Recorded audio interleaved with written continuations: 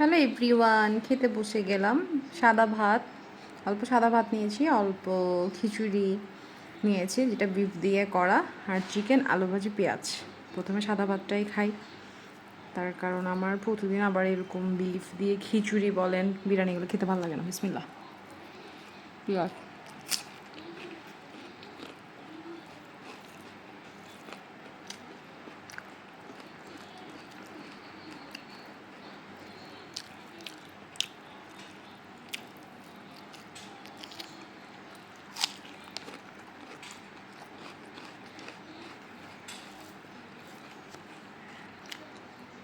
আলু ভাজি, পেঁয়াজ আর চিকেন।